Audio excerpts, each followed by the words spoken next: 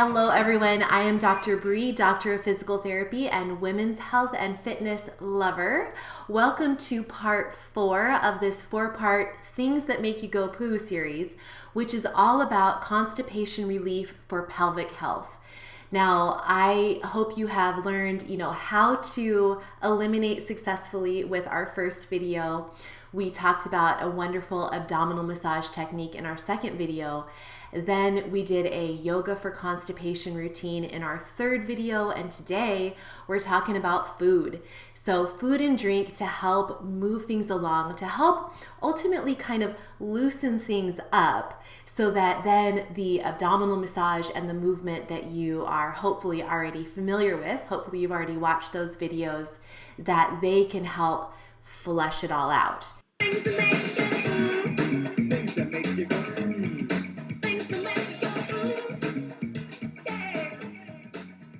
Let's go and really get into this right now with some tips for, again, food and drink for constipation relief. So the first tip I have for you is one that you'll probably roll your eyes at and say, I already knew this, but it's really important. Stay hydrated, and stay hydrated with the right things.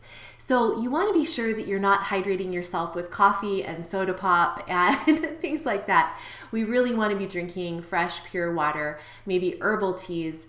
You can definitely have your cup of coffee in the morning and maybe a nice cup of green tea in the afternoon. But in general, we want to be focusing on beverages that don't have a ton of caffeine, that don't have excess sugar, and that are really going to be hydrating and nourishing for your body. Water is definitely the best for you. So you want to go pure, clean water. And you can also try things such as my Eliminator drink, which I have talked about in several videos. There are many variations you can use for my Eliminator, but I like to fill up a big mason jar here, a big glass jar full of this drink in the morning and just sip on it until lunchtime, and then usually I'll just have one throughout the day. But this is a great drink. I will share the recipe in the video notes below, but basically mix together some lemon juice, which is very cleansing for the body, creates a more alkaline environment in your body, apple cider vinegar, same thing there, and you can then use additional things. You can use additional flavors. Cinnamon and ginger is a combination that I've shared about and talked about in the past. I actually have been really enjoying using a powdered probiotic called PB Assist Junior, which has a bit of sweetness to it and a melon strawberry flavor. Plus you're getting the beneficial bacteria, so you can mix that right in.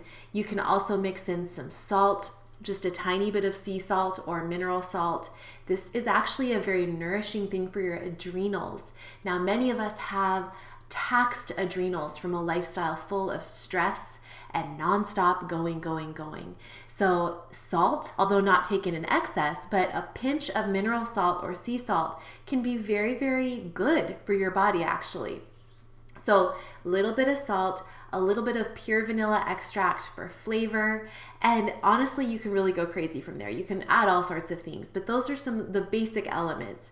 And then you mix that all together, fill it the rest of the way with water and potentially ice cubes if you like it cold, and if the ice doesn't bother your digestion, then you can just sip on that with a straw, because the acid from the lemon juice can be hard on your tooth enamel.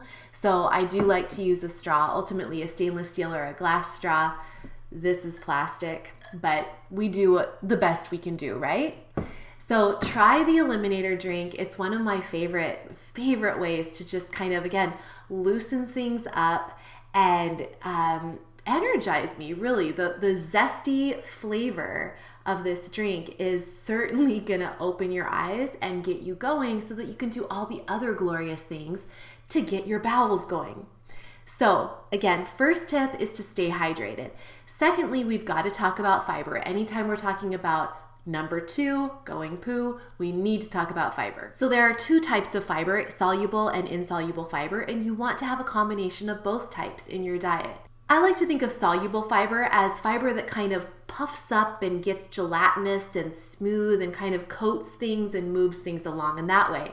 One example is oatmeal. We can all think of how oatmeal kind of gets oatmeal-ish and moves things along. That's a great example of soluble fiber. Insoluble fiber, I like to think of it as like a brush or a mop or a broom that kind of sweeps things along. So a great example for that would be broccoli. Broccoli is a wonderful fibrous food for you to eat, and it does have soluble and insoluble fiber. So again, think of it like a broom that just brushes everything along. You want to have both. Now, I want to share that I think the best place to get your fiber is actually from fruits and vegetables. Let me tell you a personal story. I grew up with constipation being a huge issue throughout my entire life. And I went to the doctor many times for issues related to stomach pain and constipation, irritable bowel syndrome, constipation prone, which was my diagnosis. And I was always told to eat more fiber in the forms of whole wheat bread and various things like that. Beans too. Now, I will say that I did that. I was also a vegetarian for quite a long time, a vegan for a while. I chose the path of breads and crackers and tortillas and beans and tofu and cheese, and that when I was a vegetarian, not cheese when I was a vegan. But all of these things, it turned out, were actually quite inflammatory for my body. My guts were actually distressed enough that those things did not work for me. Turns out that I had an issue with gluten. I am gluten intolerant, and I still to this day, of course, avoid gluten. Not everyone is gluten intolerant, but many people are. And so I was following my physician's advice to the best of my ability, just loading up with that whole wheat bread, but it turns out it actually was doing me much more harm than good. Not only was it full of gluten, which for me wasn't good, but also when you're already inflamed and stopped up, adding all of that really real roughage, which is not necessarily the easiest to digest, the fibers of grains and also of legumes can be very difficult for a lot of people to digest. So if you're packing that stuff in your system and you're not really able to flush it through ever, you're just going to add irritation upon irritation upon irritation. Your guts are not going to be happy. And so I find that vegetables and fruits are easier for many people to digest. They're not as gas producing like beans and other types of legumes and pulses like lentils.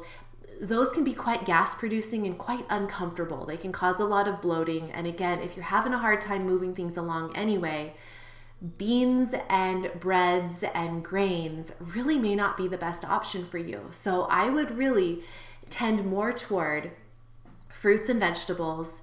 Real easy to digest grains like the oatmeal that I mentioned is a great one. It tends to be real easy to digest for many people. And you can also get gluten-free varieties of oatmeal, which it can be helpful if you suspect that you might have a gluten issue.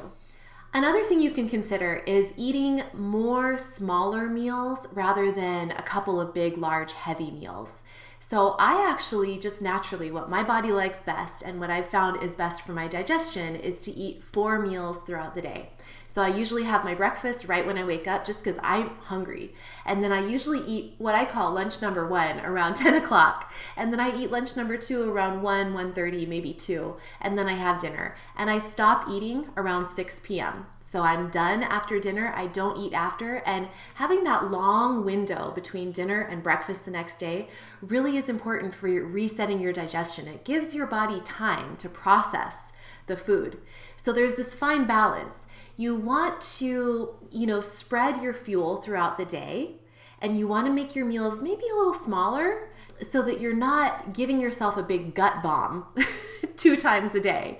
That's just, if you just kind of go crazy and you really pack it all in, that's going to be hard for your body to digest. And so it's great to spread things throughout the day, but you also don't necessarily want to be spreading things out from 6 o'clock in the morning till midnight, because then if you're eating far too often, then again, your body also is going to have a hard time with that. So again, I find this fine balance between small meals spread throughout the day and a reasonable time frame. So again, for me, it's about 6 o'clock in the morning until about 6 o'clock at night.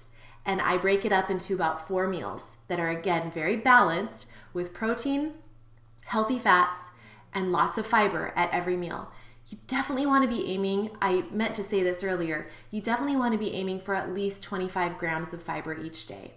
And also, I really encourage you to aim for 9 to 10 servings of fruits and vegetables each day. I know that sounds crazy, but a lot of the leading health experts are discovering that people are needing fruits and vegetables more than ever before, partially because of our depleted soils. It's taking more fruits and vegetables to give us that vitamin, mineral, and antioxidant content that we were getting before when our soils were healthier and more vital. Time is changing and time's marching on. Things are changing in the food chain and the food environment, and we need to adjust. And so again, more servings of fruits and vegetables, not just for the fiber, but also the vitamins, minerals, and antioxidants. When you are choosing your maybe smaller meals that are very balanced throughout the day, again, I like to do 4 meals throughout the day, you might consider making one of your meals just a nice big smoothie. Now, I have an entire course, an e-course called the Smooth Move System for Constipation Relief, which is based on the idea of these smoothies or even smoothie bowls that have some toppings and you can eat with a spoon, and they're very thick. Now, what I like to do for these smoothies is I like to combine a lot of really amazing, high nutrient dense ingredients in them, so they're like a meal in itself. They are not overly sweet. I have all the recipes if you want to check out my Smooth Move system, or you can play and experiment on your own. I really like adding an ingredient to my smoothies, whatever type of smoothie I'm making, that's got mucilage in it. Now, mucilage is a fun word that I love the way it sounds, mucilage. So you can think of it as mucus, mucousy. So the foods that create mucilage, kind of a mucousy material that can be very soothing for the digestive tract, include foods such as chia seeds and flax seeds. You can soak chia and flax together or separately before you add them to your smoothie, and you're going to see that thick mucilage substance form, and then you can put that in your smoothie and blend it all up. Another food product that naturally contains mucilage is okra, which is a surprising secret ingredient that I do use in my Smooth Move system. And another one is kiwi. So those are just a few examples of foods that naturally have mucilage in them. And this mucilage, again, is wonderful, soothing, and allows some free flowing and movement in the digestive system. It really kind of just propels things along. So try mucilage in your smoothies if you're using smoothies as one of your 4 meals a day. You also, again, to get that balance of healthy fat, protein, and fiber, you can also put in some MCT oil, which is medium chain triglyceride oil, or a little scoop of coconut oil, or you can use any other type of healthy fat that you want to. Avocado is a great choice. And for the protein, choose either a high quality single ingredient vegan protein powder such as pea protein or hemp protein, or I like to use collagen, which is also a wonderful gut healing, gut soothing ingredient. So collagen peptides, and all of this again is explained in my Smooth Move System e-course if you're interested in checking that out. Let's talk about supplements. And one of the most helpful supplements for constipation relief is magnesium. I talked about that in my little spiel about today's modern soils, which are quite depleted, unfortunately. When our soils are depleted, they're not inputting the nutrients we need into our produce that we are then eating. So in many cases, you may want to consider supplementing. Of course, talk to your doctor about any of this information if you have some questions or if you're unsure about any of it. But I do find that magnesium is a wonderful supplement for me and has been very helpful for many other people who need help, first of all, calming down. It's a very calming supplement for your nerves. If you feel a little stressed, a little anxious, magnesium can be a wonderful supplement to calm you down. It's also great, again, to stimulate your bowels.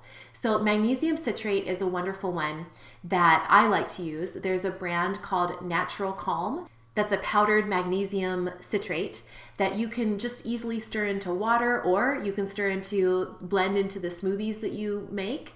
It's great for using before sleep, and it can help you wake up to an easier bowel movement in the morning. Another great thing about magnesium citrate is that it can actually help with calcium absorption. Calcium is really something that requires magnesium and also vitamin D3 to help be absorbed when you take a calcium supplement. So if you happen to take calcium supplements, or if you like to eat or drink something that contains calcium, it might be a good time to take your magnesium supplement and maybe even your vitamin D supplement as well. Another supplement you might want to consider is a digestive enzyme. I am a big believer in the Terrazyme digestive enzyme. I use it all the time, especially when I'm eating a meal that does contain more difficult to digest things, such as if it's heavy on the grains, gluten-free grains in my case, but like if I'm eating a dish that has a lot of brown rice in it, for example, that's pretty hard to digest. White rice is actually pretty easy to digest. It's of course very high in carbs.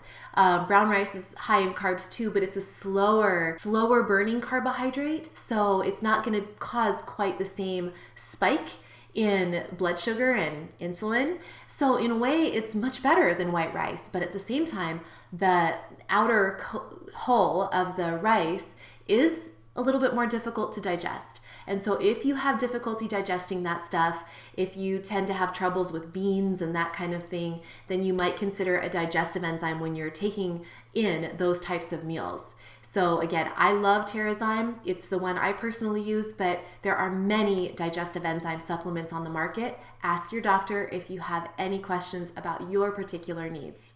If you just need a last-ditch effort and you need something to just really move things along, then you could consider, there are several teas on the market. I don't have a specific one that I can recommend to you, but I do know that I've used teas with senna in the past. This is not something that you want to get hooked on, because senna can be habit forming. It is a natural herb, but it can be habit forming. So just be careful with that.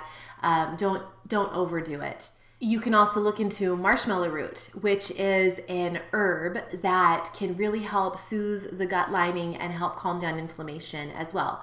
Again, this is something where talking with a naturopathic doctor may be the best remedy for you if you're really kind of wanting to look into the herbal remedies.